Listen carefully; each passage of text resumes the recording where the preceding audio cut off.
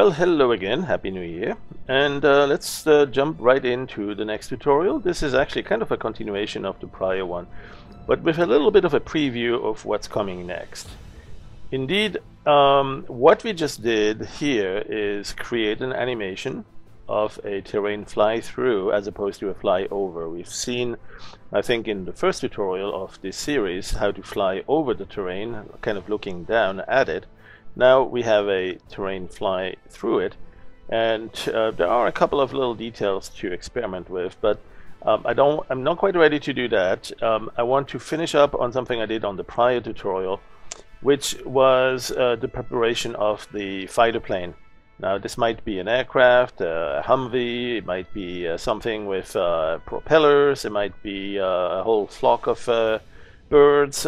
In my case here, I might actually take something like this dragon, and this is a dragon that I took into Carrara and created an animation on. I put a bone system on it and then make it animate and flap its wings. I'm not terribly qualified to do that.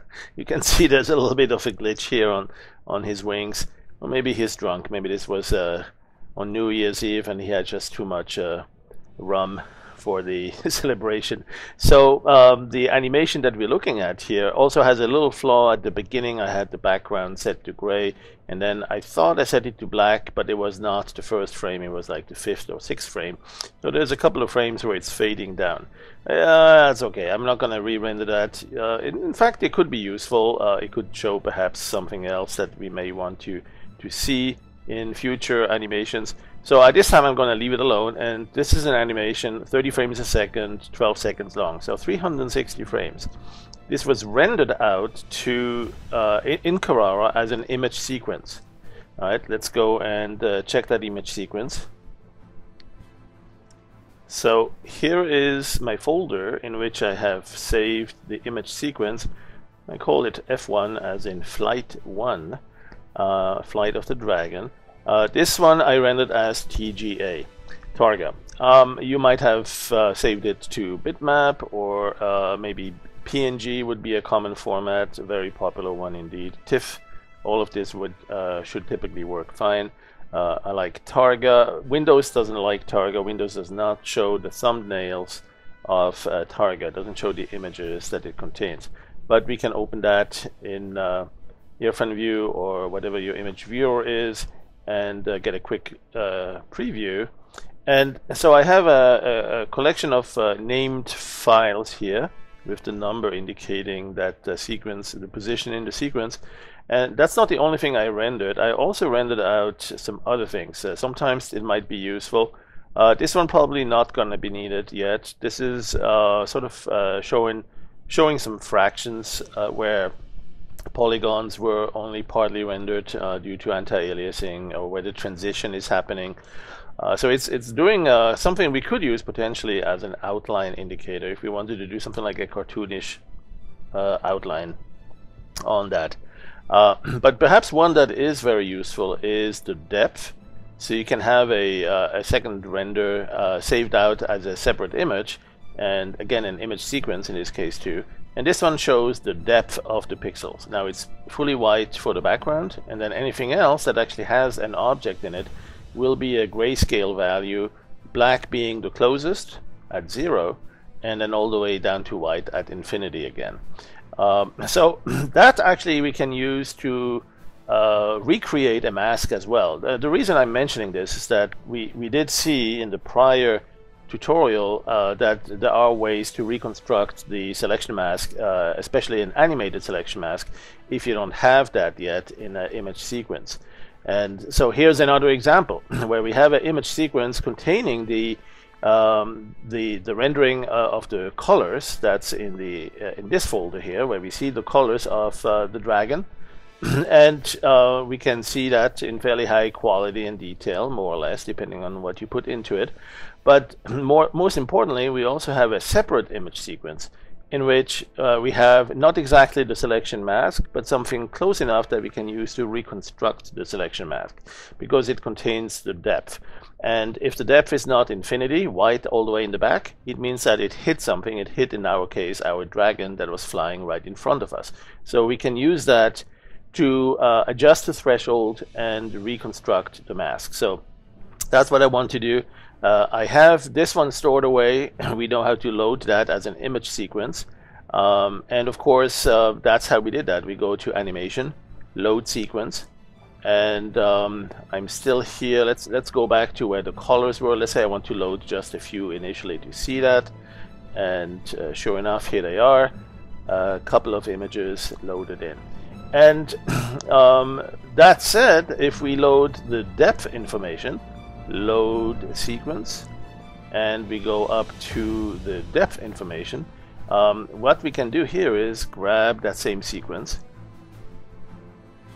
and that sequence now, the depth information on an image like this is very useful, because whenever it's white, exactly white, it means that it hit the background. It means it did not hit anything, no object.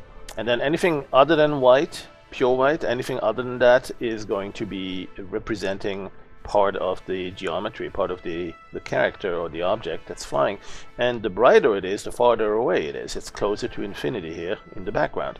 But it's not exactly plain white. You can actually tell that here. If you look, if you scroll down to the right on your sidebar, assuming you have put the sidebar to the right, because that's something you can configure, we'll see under the info panel, when you move your cursor over it, let's say the dark tip of the tail here, that's almost black, and it may have a part where it's black. It's 111 here. You can see, look in this area here where the color is showing and the RGB values, and then also the hexadecimal value of that. So that's almost black.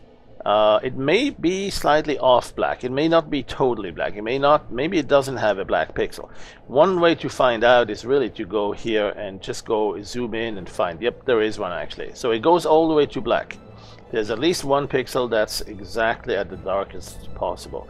And then there's another one in the background. There's many actually in the background where it's all white, 255 on red, green, and blue.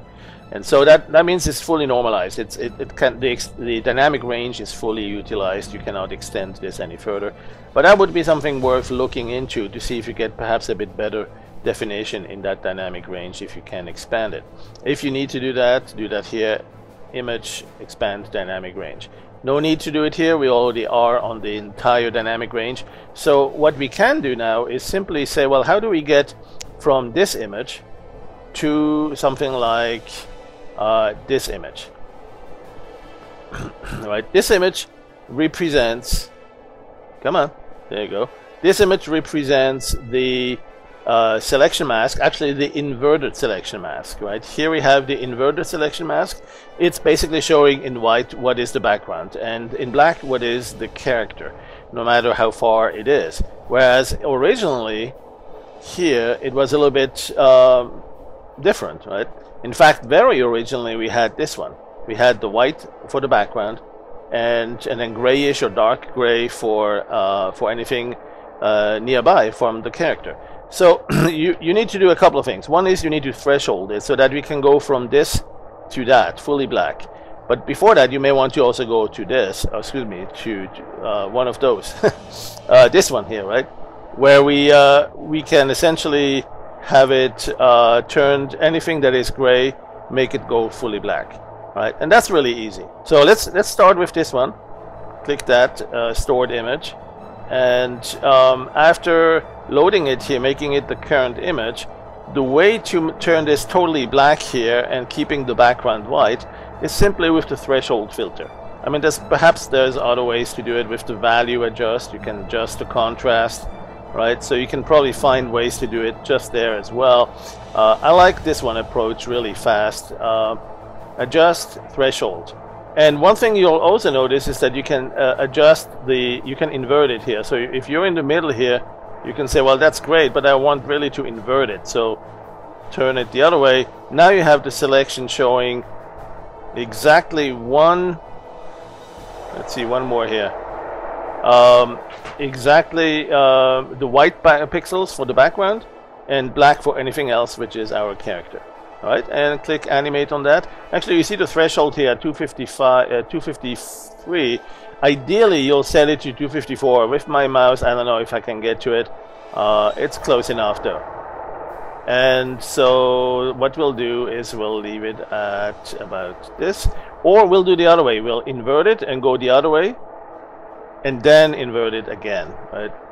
So, I mean, that could be, no, that's not the way we want this. So let's just use it like this. 253 will be close enough.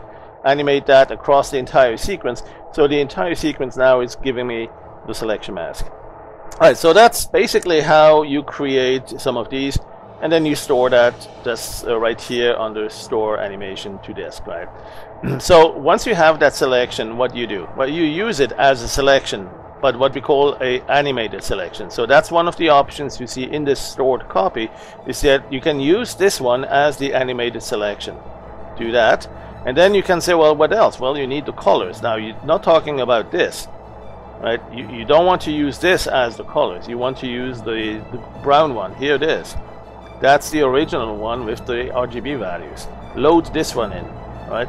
So make this one your current image, and you can see now that the selection is dynamically fed in from this stored copy. So as you cycle through this, as you render through this, as you animate through this, it's going to pull in the corresponding frame from this stored copy here and apply this animated selection mask. And you know, at that point you can do a number of things to composite it, like we saw in the prior tutorial. Composite that against an animated background that's in the swap image or an image sequence on file. There's a couple of different ways to do that. One thing I'd like to do in closing to finish this tutorial is to say, well, we'll probably want to paint this. We want to take this character and paint it across a number of other objects. So maybe what I'll do is I won't use this selection mask, I'll use the inverted selection mask. So let me go back to this one here, and where we actually select the dragon. The background we don't want to select, the dragon we do, right? So what I'll do is I'll say, no, let's use this one as the animated selection. The use as animated selection, and that deselected from this one here where we had it before. So only one of these stored image sequences can be the current selection, and that makes sense. And so now we can go and see the dragon in its full color. We can see the selection mask, the marching ants are there. And so how do we use that as a brush? How do we make this into an animated brush where each frame is actually loaded into the brush? Really easy. You know, the usual tool for the animated brush is this one here, right? Custom brush selection tool. You click that and you say, okay, let's go select this. But that selects just one. You can go and store it, go to brush and store it and manage a copy. You got this one here, but it's just one film strip here, nothing else, just one image in the film strip. What we really want is the whole sequence. And so one way to do that is when you use this same tool here, the custom brush selector, you can do that. But before you let go, as you select your marquee here, before you let go, press and hold the Alt key. And what's going to happen here is magic. No, not really. But what's going to happen is it's going to cycle from the current frame, and which happens to be the first frame in this case, from the current frame all the way to the end of that animation, and going to select all of these frames. Now I noticed that I'm actually cutting off the wing a little bit here. I'm going to have to redo that. So that's something to be carefully aware of, is that you don't want to get in too close, because during the animation the wings are going to go out perhaps off the initial bound. The initial bounding box is not necessarily the biggest bounding box you need. So you might want to grab the entire thing if you don't have much margin, or you just cycle through it a little bit to experiment and to see how far it goes. Like this one here is probably as far left as it goes. How much right does it go? You gotta go through that and experiment a little bit, probably around here. So you'll want to get a flair for how fast or how far you can go with your selection. You know, in case of doubt, select the entire image. So I'm gonna go with this here, and I'm gonna go to the first frame and give it a lot of margin. So I don't want to be greedy, I don't want to be too tight and too close and accidentally clip off those wings.